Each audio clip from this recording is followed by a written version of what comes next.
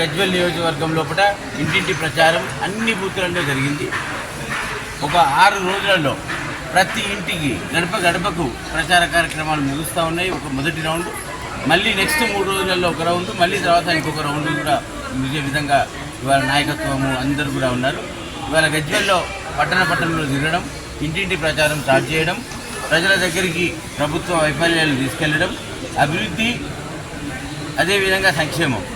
ఏదైతే గౌరవనీయులు కేసీఆర్ గారు ఇవాళ మొట్టమొదటిసారిగా తెలంగాణ కొట్లాడి తెచ్చుకున్న తెలంగాణను నిలబెట్టి గట్టి పునాదులు వేసి అభివృద్ధి సంక్షేమాన్ని ఏదైతే ఇచ్చిందో దాన్ని మాయమాటలు చెప్పి బాండ్ పేపర్లు ఇచ్చి ఇంటింట్లా మోసం చేసి ప్రతి కుటుంబాన్ని ప్రతి ఓటర్ని మోసం చేసి ఇవాళ కాంగ్రెస్ అడ్డదారిన మోసగించి ఇవాళ పాలనలోకి వచ్చింది.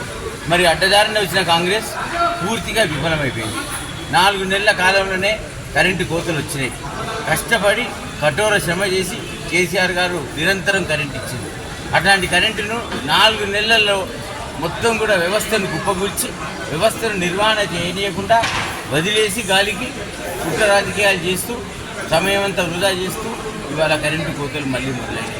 మరి నీళ్లు ఎన్నో ప్రాజెక్టులు నిర్మించి సమృద్ధిగా రాష్ట్రానికి నీళ్ళు వచ్చే విధంగా రైతన్నకు ప్రతి పొలానికి నీరు చేసే విధంగా కేసీఆర్ చేస్తే చిన్న సాకుతోని ఇవాళ రాజకీయ కుట్రతోని నీళ్లు ఉన్నా కూడా నీటి నిర్వహణ చేయకుండా రైతుల పొలాలు ఎండగొట్టింది కాంగ్రెస్ ప్రభుత్వం.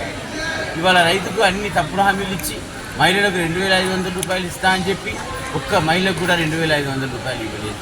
ఇవాళ 6 గ్యారెంటీలు అని చెప్పి ఫలానా తారీఖు నాడు తీసుకోండి, రైతులకు 2 లక్షల రూపాయలు తీసుకుపోండి, 9వ తారీఖు నాడు నేను సంతకం పెడతా, అందరికీ 2 లక్షలు రుణమాఫీ చేస్తా అని చెప్పి ఒక్క రైతు కంటే ఒక్క రైతుకు ₹1 రుణమాఫీ చేయకుండా కాంగ్రెస్ తప్పుడు వాగ్దానాలు చేసి ప్రజలను మోసగించి తెచ్చింది.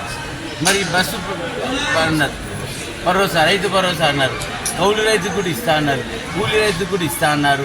మరి వాళ్ళ ఉన్న కేసీఆర్ ఇచ్చిన రైతులకు కూడా మొత్తం ఇవ్వకుండా రైతు బంధు మొత్తం కట్ చేసింది. రైతు బీమా మాత్రం లేదు. ఇవాళ కళ్యాణ లక్ష్మిలో 1,00,000 పెళ్లిళ్ళు అయినాయి ఇవాళ కాంగ్రెస్ ప్రభుత్వం వచ్చినాక. మరి ఏ ఒక్క పెళ్లికి కూడా ₹1,00,000 ఇవ్వలేదు. కళ్యాణ లక్ష్మి తులం బంగారం అదనంగా ఇస్తా అని చెప్పిండ్రు, ఉన్నదే మొత్తం ఎగ్గొట్టిండ్రు. ఇవాళ ఎగ్గొట్టే కాంగ్రెస్ అయిపోయింది, మోసం చేసే కాంగ్రెస్ అయిపోయింది. ప్రజలు గుర్తించాలి. క్యాండిడేట్ ఇవాళ మెదక్ పార్లమెంట్ బరిలో 3 అభ్యర్థులు ప్రధాన పెట్టుకున్నాం. ఏ అభ్యర్థి ఏం పని చేస్తాడు ప్రజలు ఆలోచించండి. మీరందరూ కూడా ఆలోచించి ఓటేయండి. అభ్యర్థి గుణగుణాలను చూడండి. మోసగించే అభ్యర్థి ఒకరు, తప్పుడు వాగ్దానాలు చేసే అభ్యర్థి ఒకరు. ఇక్కడ ఇంకొక అభ్యర్థి ఏమో రోజుకో పార్టీ మార్చుతారు. ఏ పార్టీలో ఆయనకు ఓన్లీ టికెట్ కావాలి. టికెట్ గెలిపే కానీ ప్రజల సంక్షేమం కాదు.